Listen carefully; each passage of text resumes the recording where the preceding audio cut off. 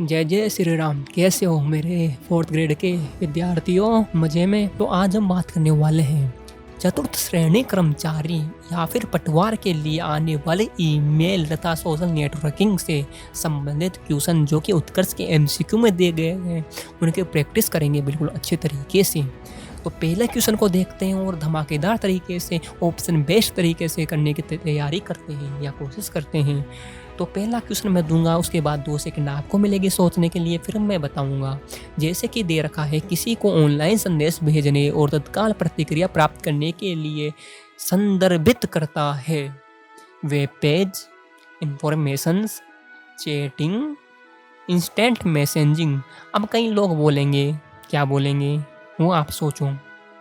हाँ जी, चैटिंग बोलेंगे, लेकिन चैटिंग नहीं हो सकता कभी भी। इंस्टेंट मैसेजिंग होगा, क्योंकि किसी को ऑनलाइन संदेश भेजने और तत्काल प्रतिक्रिया प्राप्त करने के लिए इंस्टेंट मैसेजिंग का प्रयोग किया जाता है, ना कि चैटिंग का। चैटिंग में तो वो ऑफलाइन हो गया, तो कैसे पता करोगे? पता कर सकते हो क्या? नहीं। उससे डायरेक्ट प्रतिक्रिया ले सकते हो क्या? नहीं। लेकिन इंस्टेंट मैसेजिंग में डायरेक्ट प्रतिक्रिया ले सकते हो, डायरेक्ट रिप्लाई ले सकते हो तब की तब। अगला क्वेश्चन है, इंस्टेंट मैसेजिंग सॉफ्टवेयर में शामिल है, इसमें से कौन सा शामिल है? जिसमें कि ऑप्शन ए है file transfer, sharing screen, chat messages, audio and video calls. उपयुक्त सभी। तो भाई साहब, जो इंस्टेंट मैसेजिंग सॉफ्टवेयर है ना, उसमें भाई साहब सभी शामिल है। फाइल ट्रांसफ़र भी शामिल है। कई ऐसे सॉफ्टवेयर आते हैं जिससे डायरेक्ट फाइल ट्रांसफ़र की जा सकती है। शेयरिंग स्क्रीन का मतलब होता है कि मान लो 2 चीज़ें हैं, 2 चीज़ें कौन सी है? मोबाइल है 2। तो भाई साहब, यहाँ बैठने वाला व्यक्ति दिल्ली में बैठा है, एक बैठा है लखनऊ में। तो जो दिल्ली में बैठा है या दिल्ली में बैठा है, वो इस वाले लखनऊ वाले की स्क्रीन अपने मोबाइल में देख सकता है, उसको ही बोलते हैं शेयरिंग स्क्रीन। और चैट मैसेजेस तो आप जानते ही हो। तो तीनों चीज़ें ऐसी होती है जिनसे कि इंस्टेंट मैसेजिंग सॉफ्टवेयर में आती है। अगला क्वेश्चन है, निम्नलिखित में से कौन एक IMS सॉफ्टवेयर नहीं है? Google hangout, Yahoo messenger, Facebook messenger और गूगल क्रोम। तो इसमें आंसर आ जाएगा गूगल क्रोम। ये पढ़ो अच्छे से, गूगल क्रोम। आप आंसर देने के लिए बिल्कुल से बिल्कुल नहीं चूकोगे, बिल्कुल से बिल्कुल नहीं, क्योंकि भाई साहब IMS सॉफ्टवेयर नहीं है पूछ रहा है। अगर है तो ये तीनों चीज़ें हैं जो कि IMS सॉफ्टवेयर का एग्जाम्पल है, लेकिन गूगल क्रोम इनका एग्जाम्पल नहीं है। अब अगला क्वेश्चन आता है 11वें नंबर का, एक साथ कई प्राप्तकर्ताओं को भेजने गया एक अवांछित ईमेल संदेश क्या कहलाता है? स्पैम बोलती हूँ उसको। सबको क्या बोलते हैं? स्पैम बोलते हैं। अच्छे को पता है कि भाई साहब स्पैम हो गया, मेरे तो बहुत सारे मैसेज आ रहे हैं, स्पैम हो रहा है, तो वो स्पैम होता है। अनचाहो या अनचाहा या अवांछित ईमेल को क्या बोलते हैं? उसको क्या बोलते हैं? उसको भी स्पैम बोलते हैं। एक ही क्वेश्चन बार बार। ईमेल निम्नलिखित में से किसके द्वारा डिलीवर किया जाता है? कंप्यूटर्स के द्वारा, फैक्स मशीन के द्वारा, मैसेजिंग सर्विस के द्वारा, पोस्टल कैरियर्स के द्वारा। बताओ जी, ईमेल किसके द्वारा किया जाता है? मैसेजिंग सर्विस के द्वारा किया जा सकता है क्या? नहीं किया जा सकता है क्या? मैसेज, अरे मैसेज तो अलग होता है और ईमेल अलग होता है। ईमेल किया जाता है कंप्यूटर्स के द्वारा। अब कई लोग बोलेंगे वॉइस ऑफ मोबाइल के द्वारा भी तो ईमेल भेजा जा सकता है। हाँ भाई साहब, भेजा जा सकता है, लेकिन अच्छे से देखो ना, इसमें मोबाइल ऑप्शन में है क्या? नहीं है। अगर मोबाइल ऑप्शन में आता तो ये क्वेश्चन गलत हो जाता। क्वेश्चन कैसे गलत हो जाता? क्योंकि 2 कंप्यूटर्स और मोबाइल्स दोनों से ईमेल भेजा जा सकता है, डिलीवर किया जा सकता है। तो 2 आंसर होते हैं और 2 आंसर तो माने नहीं है, तो फ्री फोकट के नंबर आ जाते हैं। अगला क्वेश्चन है, ईमेल में त्वरित पुनः प्राप्ति के लिए संपर्क जानकारी संग्रहित करने का सुविधाजनक स्थान को क्या बोलते हैं? उसको बोलते हैं एड्रेस बुक। जिसको थोड़ा भी ईमेल के बारे में पता होगा उसको पता होगा कि इसको एड्रेस बुक बोलते हैं। ये कोई प्रैक्टिकल नहीं है कि मैं प्रैक्टिकल करा सकूं, डायरेक्ट याद रखने वाले बातें और बेसिक चीज़ें। IMS का एक प्रकार नहीं है। Application based IMS, web based IMS, native IMS और उपयुक्त में से कोई नहीं। तो मैंने एक चीज़ बोली थी क्या बोली थी कि भाई साहब जो उपयुक्त में से कोई नहीं होता है ना, इसको तो भूल ही जाया करो, 99% ये आंसर नहीं होता है। अब बचे 3, application based IMS, web based IMS और नेटिव IMS। तो जो कि हमको देखने पे मिल रहा है IMS का प्रकार नहीं है, तो नेटिव IMS इसका प्रकार नहीं है। वेब बेस्ड IMS हो सकता है, वेब में यूज होता है, एप्लीकेशन बेस्ड भी हो सकता है, लेकिन नेटिव IMS तो हो ही नहीं सकता। अब बात करते हैं IMS मुख्य रूप से कितने प्रकार के होते हैं, ये बात कर रहे हैं। तो मुख्य रूप से IMS 2 प्रकार के होते हैं, और वो कौन कौन से होते हैं? एक तो एप्लीकेशन में यूज़ होता है यानी कि मोबाइल में यूज़ हो सकता है, और एक वेब में यूज़ हो सकता है यानी कि 2 होते हैं। तो तीसरा होता ही नहीं है, तो नेटिव IMS तो कुछ हो ही नहीं सकता। नेटिव यानी कि लोकल लोग को नेटिव बोलते हैं, नेटिव पीपल्स यानी वहाँ के मुख्य लोग होते हैं उनको नेटिव बोलते हैं। तो नेटिव IMS कुछ चीज़ नहीं होती नेटिव IMS, तो बोल कैसे सकते हैं? अलग से सुनने को मिला, अलग से देखने को मिला, जब 2 आंसर आ गए अपने को तो तीसरा तो आंसर होगा ही।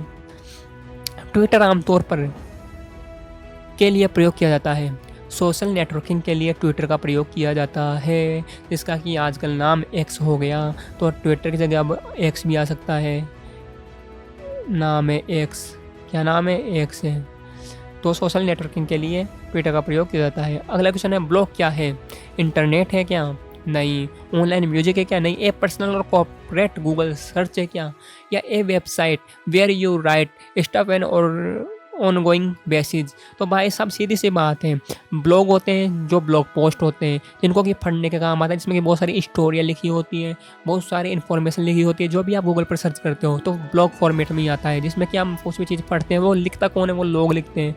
तो ये क्या है? ए वेबसाइट होता है, कोई भी एक साइट हो सकती है जिसपे कि कोई भी लिखता है, बेसिस पर रोज़ लिखा जाता है या महीनों में कभी भी लिखा जा सकता है, वो क्या होता है? ब्लॉग होता है। लेकिन ये तीनों चीज़ें नहीं होती। अगला क्वेश्चन, निम्नलिखित में से कौन सा एक सिंक्रोनस इंस्ट्रक्शन का उदाहरण है? जिसमें कि है वेबिनार, सेमिनार, ब्लॉग और ईमेल। सेमिनार तो वे होते हैं जिसमें कि हम कहीं पर भी जाते हैं कोचिंग वोचिंग में, तो जब कोचिंग में जाते हैं तो वो क्या लेते हैं? शुरू के 1-2 दिन सेमिनार लेते हैं जिसमें कि अपने बारे में बताते हैं। ईमेल तो ईमेल सेंड होती है, सब जानते हैं। ब्लॉग मैंने बताया गया, जो कि नेट पर कुछ भी चीज़ डालते हैं लिखने के रूप में, वो क्या होती है? ब्लॉग होती है। लेकिन अब बात करते हैं कौन सा एक सिंक्रोनस इंस्ट्रक्शन का उदाहरण है, जिसमें कि भाई साहब इसको ऐसे भी समझ सकते हैं कि कोई आदमी बैठा हुआ है कि वो इंटरेक्शन कर रहा है, लोगों से बातचीत कर रहा है, लेकिन वो कोई बाहर नहीं जा रहा है, तो उसका प्रयोग हो रहा है वेबिनार से।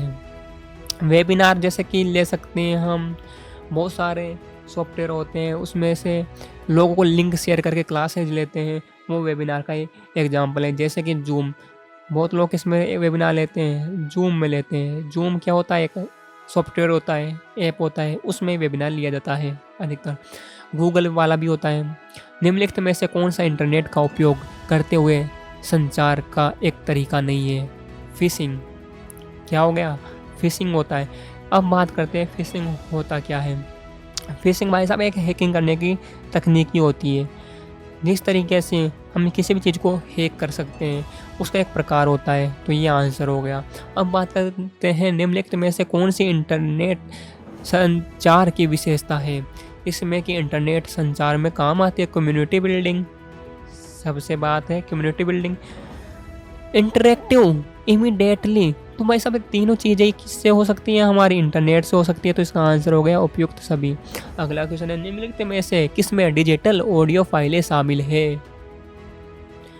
पॉडकास्टिंग में, पॉडकास्ट में डिजिटल ऑनलाइन चीज़ें शामिल है क्या? हाँ जी भाई साहब, डिजिटल ऑडियो फाइल होती है पॉडकास्ट में। बहुत सारे लोग पॉडकास्ट लेते हैं तो उसमें क्या लिख रखे होते हैं? माइक लगा होता है, माइक पर बात करते हैं, तो उसमें ऑडियो फाइल हो रही है या नहीं हो रही है?